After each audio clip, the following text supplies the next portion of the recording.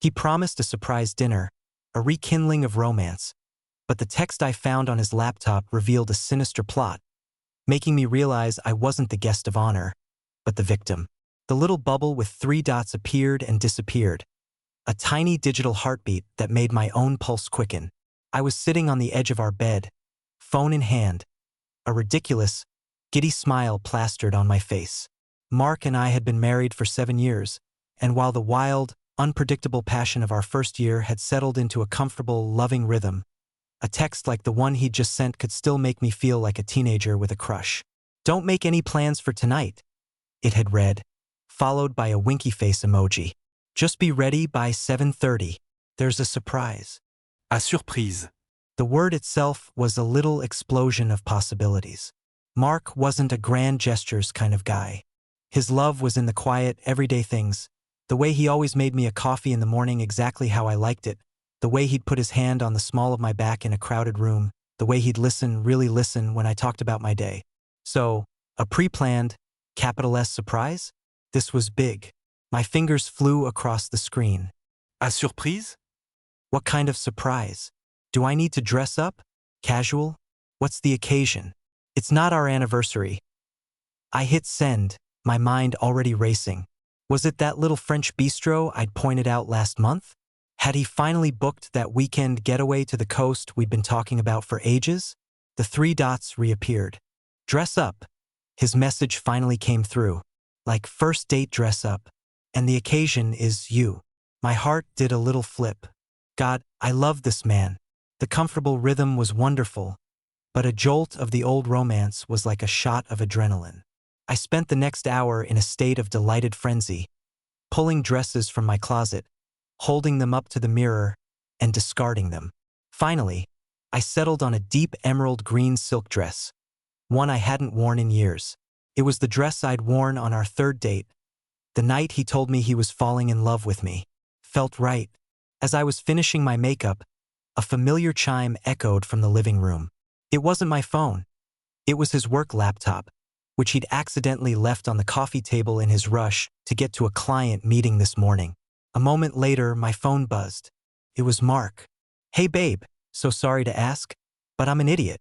I left the laptop at home and I desperately need the final draft of the Henderson proposal. It's on the desktop. Could you possibly email it to me? You'll be saving my life." "Of course, honey. No problem," I texted back, feeling a little surge of wifely pride. I could be his hero for a moment. I walked into the living room, the silk of my dress whispering against my legs. The laptop screen was glowing, open to his desktop. I found the file easily, Henderson proposal _final _V3, and attached it to a new email, sending it off to his work address. Mission accomplished.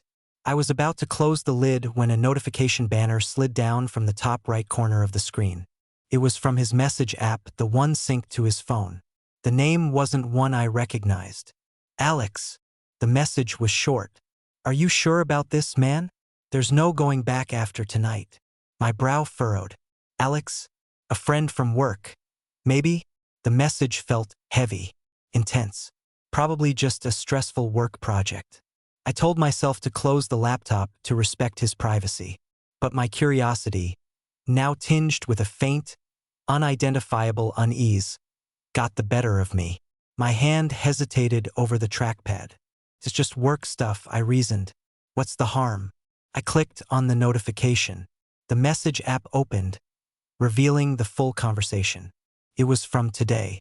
My blood ran cold, the happy, buzzing excitement in my veins turning to ice water. This wasn't about work. The conversation was about me. The last message I'd seen was at the top. I scrolled down, my heart hammering against my ribs so hard I could feel it in my throat. "Alex, are you sure about this, man? There's no going back after tonight."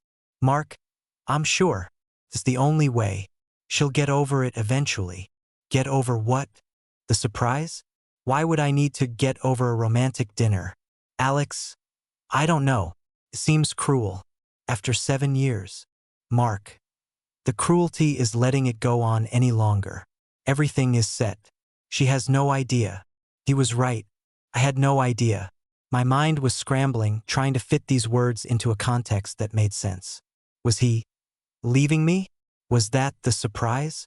Was he going to break up with me in a fancy restaurant, dressed up in our first date clothes?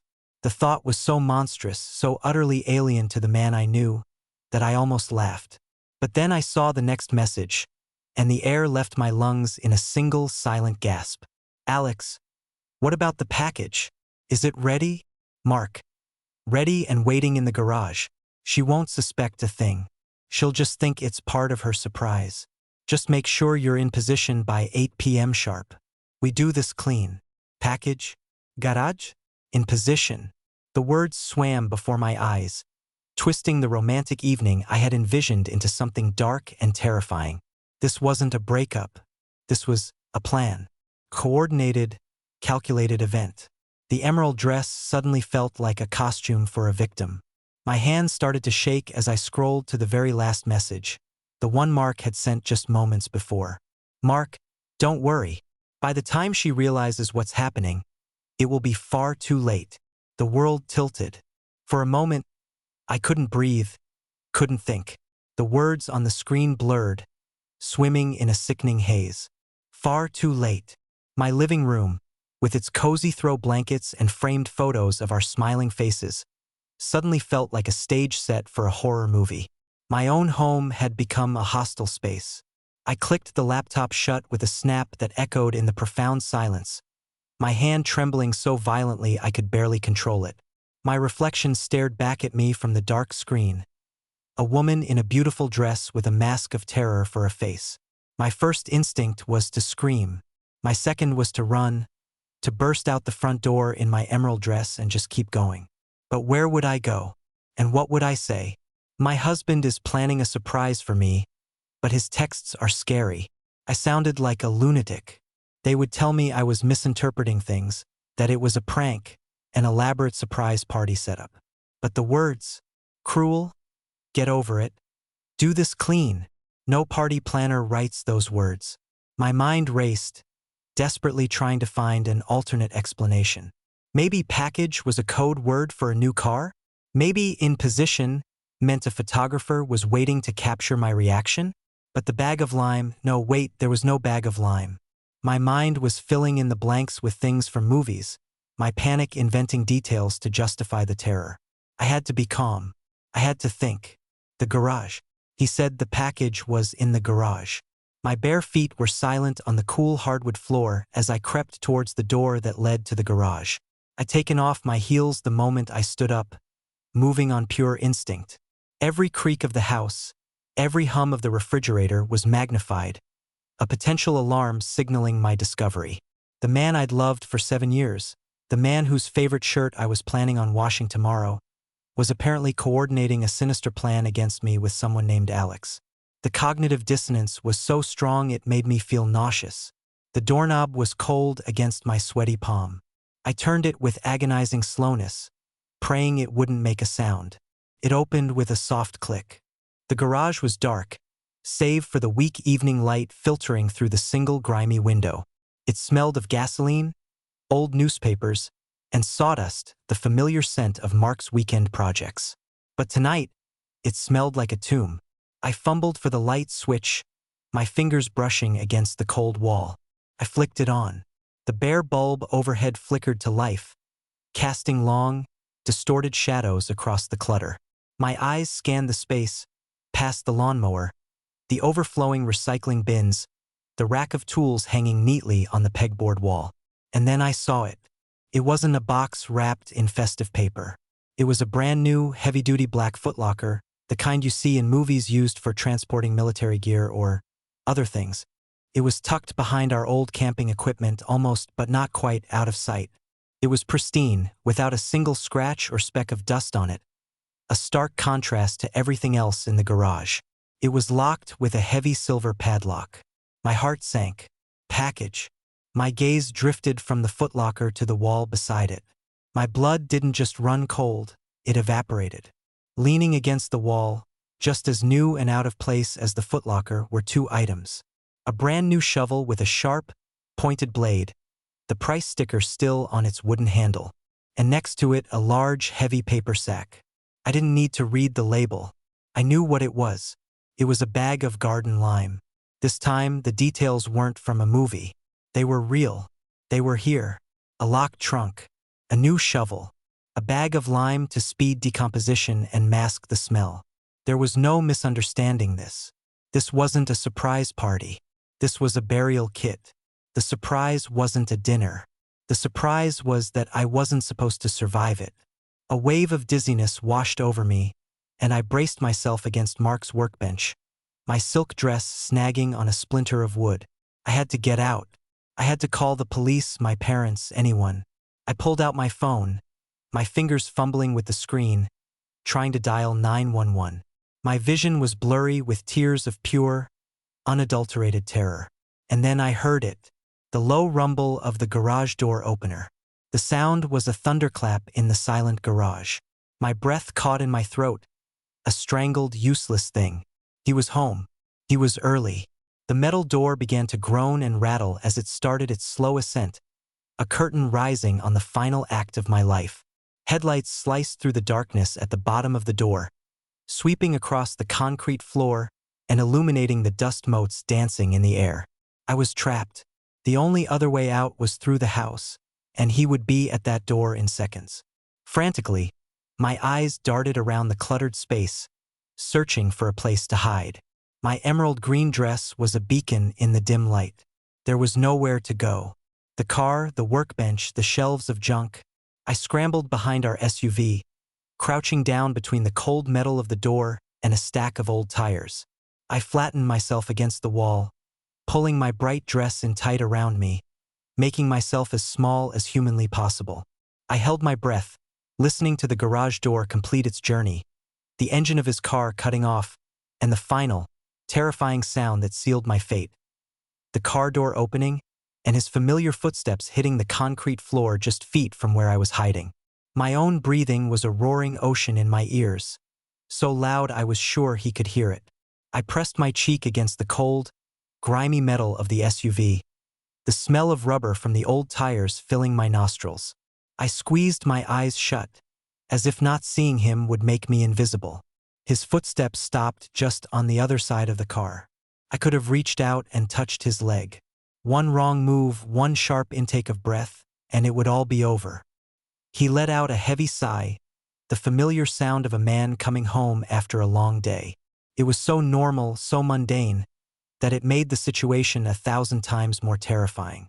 He jingled his keys in his pocket, another sound from our shared life, now twisted into a harbinger of death. I heard a soft thud as he placed something on the hood of the car, his briefcase. Then his footsteps moved again, this time with purpose, heading towards the back of the garage, towards the footlocker. I dared to peek through the gap between the tires, my heart a frantic drum against my ribs. I saw his back. He was crouching down, examining the new padlock on the black trunk. He tugged on it, testing its strength, and seemed satisfied. He stood up, and my blood turned to ice as he reached for the new shovel, his fingers wrapping around the smooth wooden handle. He lifted it, testing its weight, its balance. He was holding the tool that he intended to use to bury me. Then his phone rang. The jaunty, upbeat ringtone he'd had for years sliced through the tense silence. I flinched, pulling my head back into the shadows. "Hey," he answered, his voice casual. It was the same voice he used to order pizza, to talk to his mother, to tell me he loved me. "Yeah, I'm home. Just got in." A pause. I knew, with sickening certainty, that he was talking to Alex. "No, she's still upstairs, probably trying on every dress she owns," he said with a soft chuckle. The sound was monstrous. He thought I was getting pretty for my own murder. "She has no idea. Everything is going perfectly. The package is secure." He walked back towards the front of the garage, the shovel still in his hand, leaning it against the wall near the workbench. He was now further away from me, his back partially turned. This was it. This was my only chance. My eyes scanned the darkness, searching for an escape route. The door to the house was a death trap. The main garage door was wide open, but he was standing right in its path. Then I saw it. A small wooden side door, half hidden behind a towering, rickety shelving unit piled high with old paint cans and forgotten junk. It led to the narrow, overgrown path along the side of the house. It was never used. It was probably locked. But on a nail hammered into the wall next to it, glinting in the dim light, was a single rusty key. I had to create a diversion. My gaze fell on a long-handled garden rake leaning against the stack of tires I was hiding behind. It was a stretch, but if I could reach it, I could use it to push the shelves. To knock something over. Something loud. Mark was still on the phone. Yeah, 8 p.m. is still the plan. I'll get her in the car around 7:45. Just be ready to follow us. Remember the spot I showed you? His voice was a low murmur, but every word was a nail in my coffin. I had minutes. Slowly, silently, I stretched out my hand. My fingers brushed against the cold metal of the rake. I curled them around the handle, my knuckles white. Taking a deep breath to steady my shaking hands, I began to push it forward, inch by agonizing inch, towards the base of the metal shelving unit. The end of the rake scraped softly against the concrete, a sound I was sure he would hear, but he was too engrossed in his call. "Don't worry," he was saying. "She trusts me completely. It'll be easy." Those were the last words I needed to hear. All the love, all the warmth I ever felt for him, calcified into a single hard point of survival. With a surge of adrenaline, I gave the rake a final, desperate shove. The crash was cataclysmic. The top-heavy shelving unit wobbled for a split second before tipping over with a deafening screech of tortured metal. Paint cans exploded against the concrete floor, sending splatters of red and white across the walls. It was louder, more chaotic than I could have ever hoped for. "What the hell?" Mark yelled, spinning around. "Damn raccoons." He hung up his phone and started walking towards the mess, towards the opposite side of the garage from where I was. This was my moment. I scrambled out from behind the tires, a blur of emerald green silk in the dim light. I snatched the key from its nail. My fingers were slick with sweat as I jammed it into the lock of the side door. It wouldn't turn. It was stiff from years of disuse. I could hear Mark behind me, cursing as he stepped in wet paint. He was getting closer. "Come on. Come on," I whispered, my voice a strangled sob. I put my other hand on the key, using all my strength, twisting with a force born of pure terror. For a horrifying second, I thought it was going to snap. Then, with a loud, gunshot-like clunk, the old deadbolt retracted. I didn't wait. I ripped the door open and threw myself out into the damp evening air, not bothering to close it behind me. I was in the narrow side yard, tangled in overgrown rose bushes whose thorns ripped at my dress and tore at my bare arms. I could hear him shouting from inside the garage, no longer about raccoons, but my name.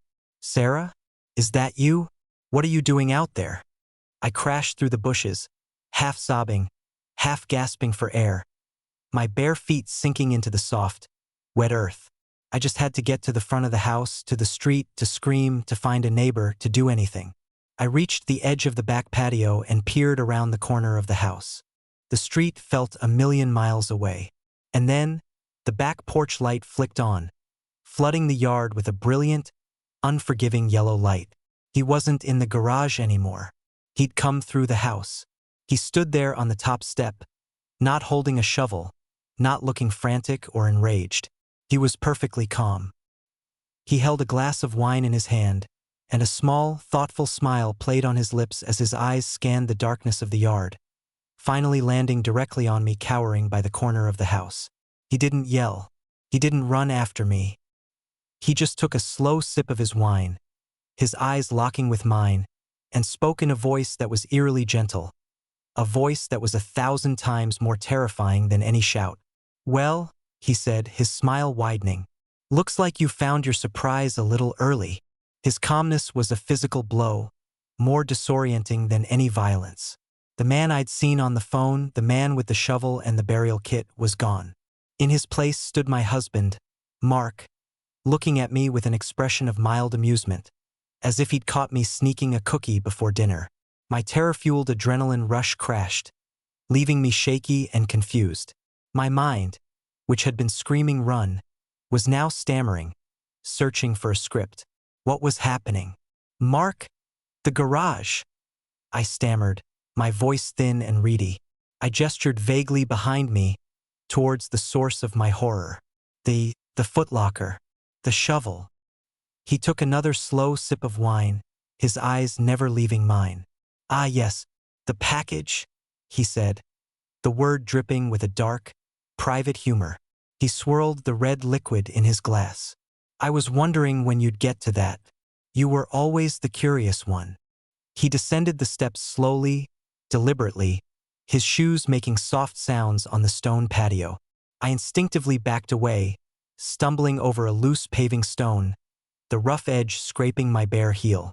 The pain was a distant, unimportant signal.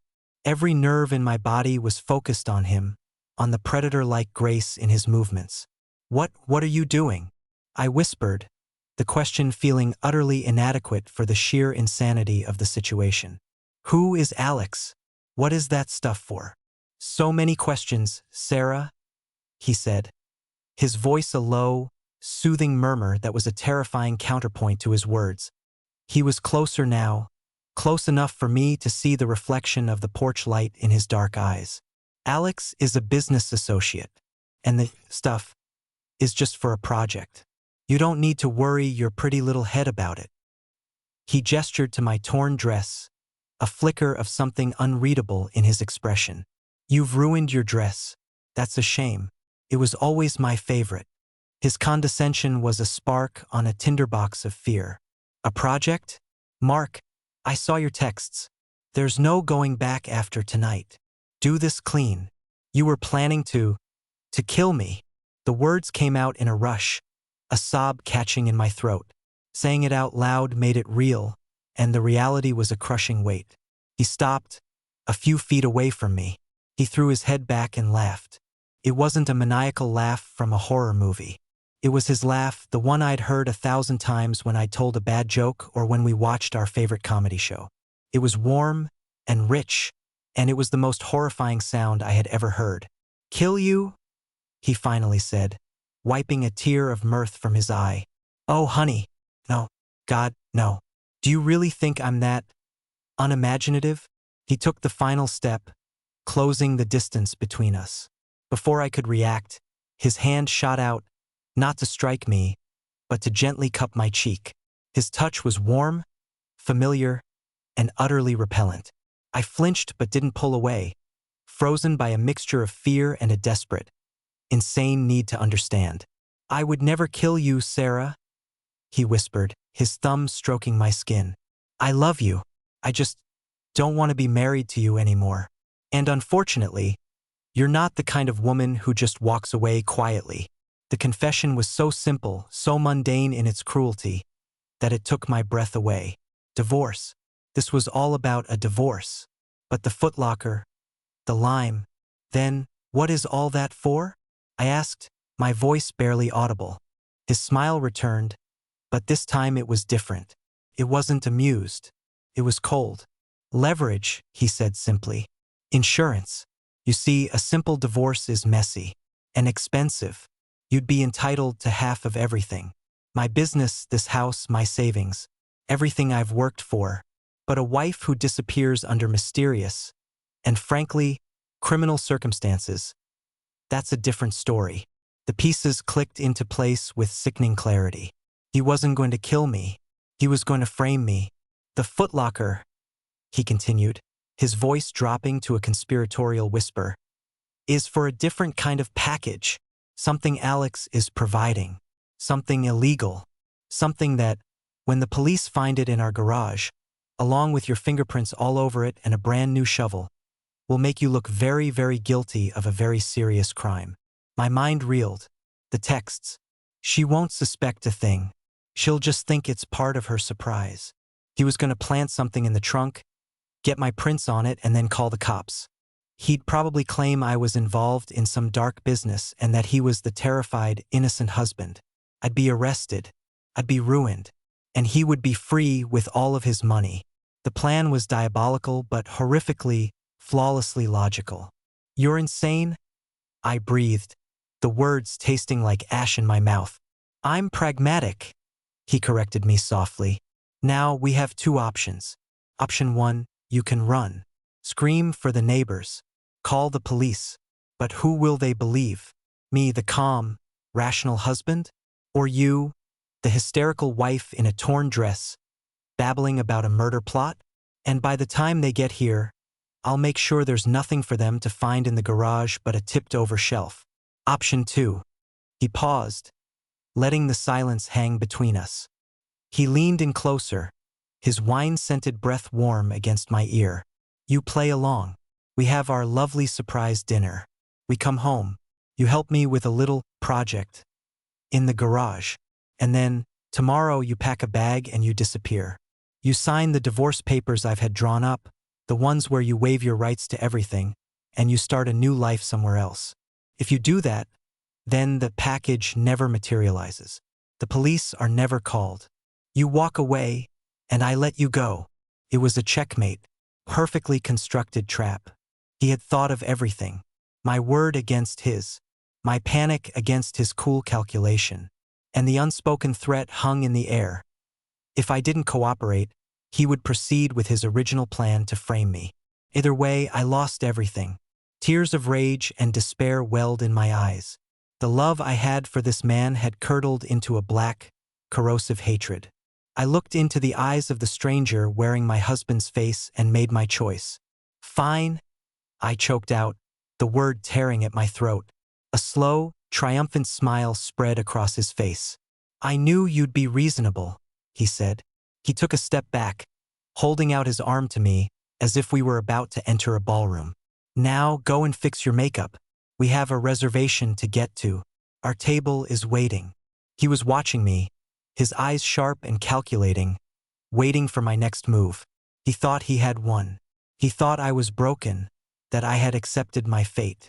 But as I looked at his outstretched arm, at the smug, self-satisfied look on his face, a different kind of fire began to burn through the ice in my veins. He had made one critical mistake.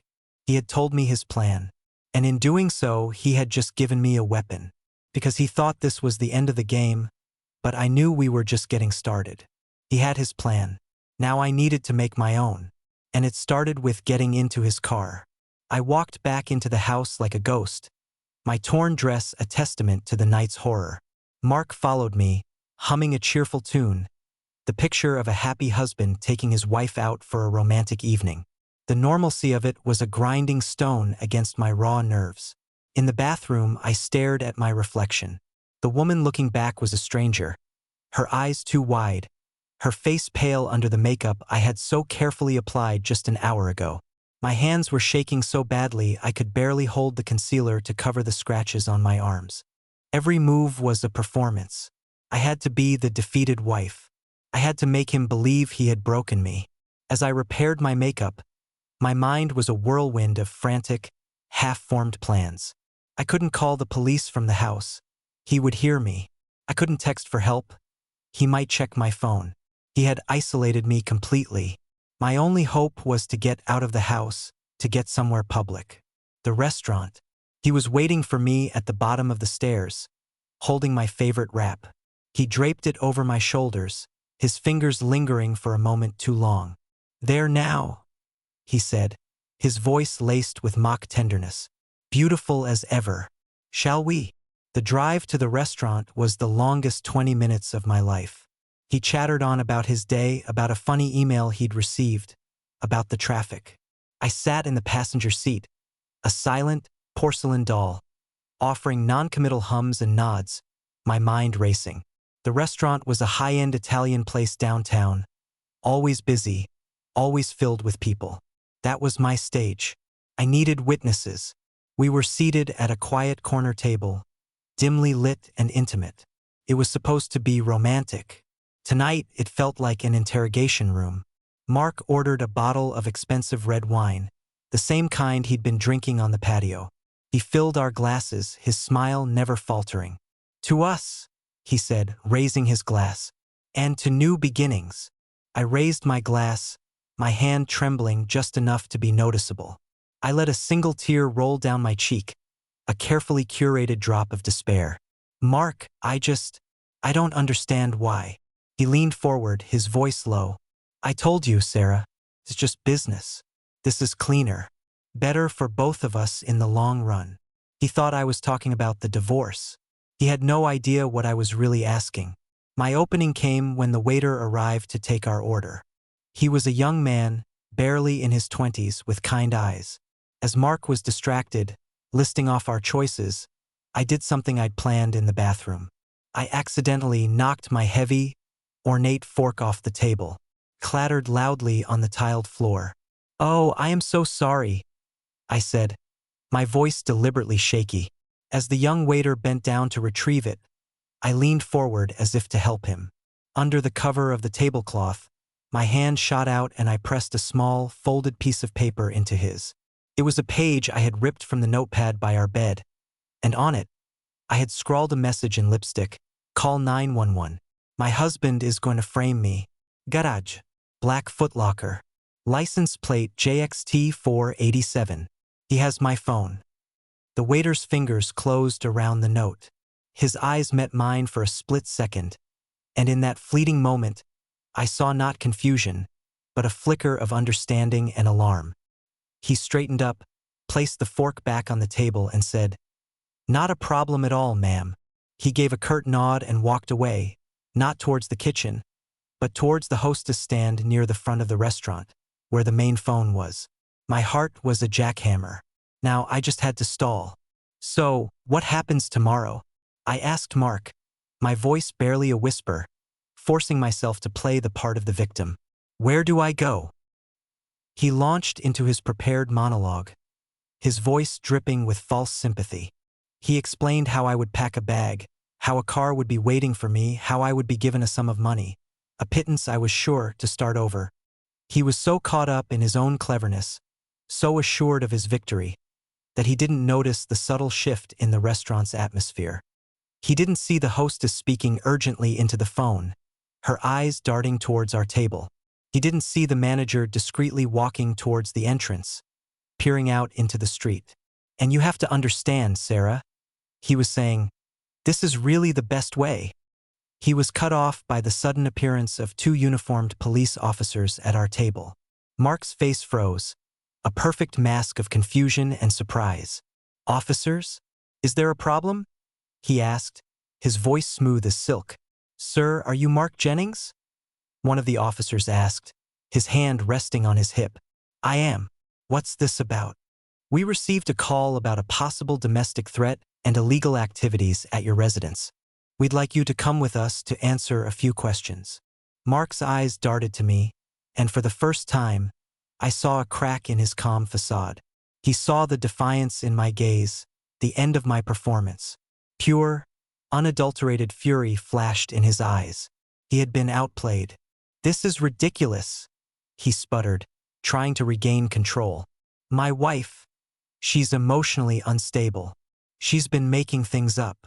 "Sir, please stand up and put your hands behind your back," the officer said, his voice leaving no room for argument. As they cuffed him, the entire restaurant fell silent, all eyes on our table. Mark was still trying to talk his way out of it, his voice rising in desperation. "You're making a mistake. She's lying. There's nothing in my garage." "That's funny," the second officer said, his voice flat, "because our other unit just radioed in from your house. They found a locked footlocker, a brand new shovel, and a bag of lime. And they also found your friend Alex waiting down the street in his car. He was very cooperative. Apparently, the package he was supposed to deliver was a brick of cocaine." The color drained from Mark's face. The final piece of his perfect plan had turned against him. Alex, his trusted partner, had sung like a canary to save his own skin. He had likely been given a deal, and Mark was the price. The smug mastermind was just a common criminal caught in his own trap. As they led him away, his head hung in defeat. He was no longer the monster who had held my life in his hands. He was just a pathetic, greedy man. I sat there for a moment in the deafening silence, the adrenaline finally leaving my body, replaced by a profound, bone-deep exhaustion. The young waiter approached my table. "Is there anything I can get for you, ma'am?" he asked softly. I looked up at him, This stranger who had believed me, who had saved my life. Tears I hadn't allowed myself to shed began to fall freely. They weren't tears of fear or sadness, but of relief, of release. Yes, I said, a watery, broken smile forming on my face. I think I'll have a glass of your best champagne.